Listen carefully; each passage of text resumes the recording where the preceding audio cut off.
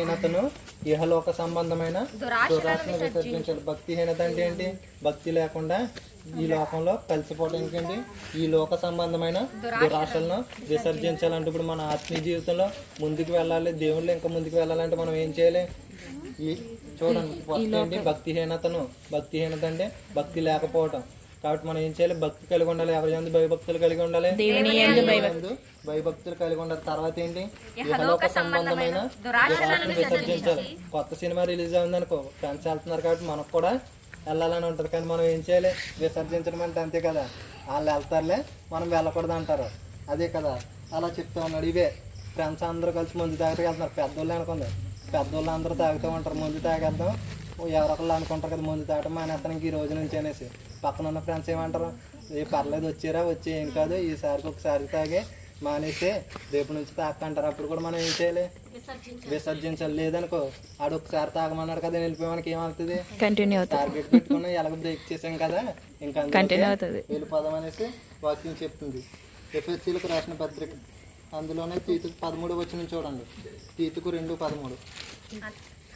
అనగా మహాదేవుడు మన రక్షకుడైన యేసుక్రీస్తు మహిమ యొక్క ప్రత్యక్షత కొరకు ఎదురు చూచుచు ఈ లోకములో స్వస్థ బుద్ధితోనూ నీతితోనూ బ్రతుకుచుండవాలని మనకు బోధించుచున్నది. చూడండి, మన రక్షకుడైన యేసుక్రీస్తు మహిమ కొరకు ఏం చేయాలి? ఎదురు చూచే వారంగా ఉండాలి. అలా చేయాలంటే ఏముంటుంది? ఈ లోకంలో స్వస్థ బుద్ధితో అంటే మంచి బుద్ధితోటి, ఇంకేంటి? నీతితోనూ భక్తితోనూ బ్రతుకుతూ ఉండాలి. అన్ని పక్కన పెడితే ముందేంటి? భక్తితో బ్రతుకుతూ ఉండాలి. భక్తితో బ్రతుకుతూ ఉన్నాం అనుకో, ఆటోమేటిక్గా మిగిలినవన్నీ వస్తూ ఉంటాయి. ముందు పిల్లలకు కూడా సంఘం భయం ఉందనుకో, చర్చకు వస్తున్నామనే భయం, ఆటోమేటిక్గా వాళ్ళు అన్నీ కట్ చేసుకుంటారు. పేరెంట్స్ మాట ఒక ఏజ్ వచ్చేసరికి ఎలాగంటారు. అదే చర్చ్ భయం అయినా, చర్చ్కి వెళ్తున్నాము లేదా పాస్టర్ గారు కూడా తిరుగుతున్నాము అనే భయం ఉందనుకో, ఆటోమేటిక్గా కొన్నిటికి దూరంగా ఉంటారు. కాబట్టి ఇక్కడ ఏం చెప్తున్న వాక్యం?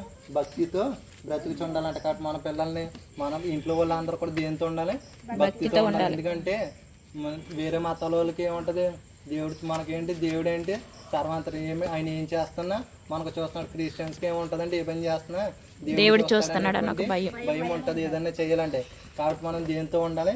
భక్తితోనూ.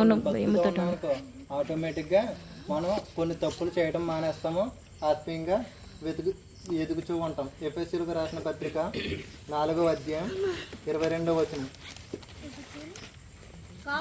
కావున మునుపటి ప్రవర్తన విషయములలోనైతే మోసకరమైన దురాశల వలన చెడిపోవు ఈ ప్రాచీన స్వభావము వదులుకొని. కాబట్టి చూడండి, కావున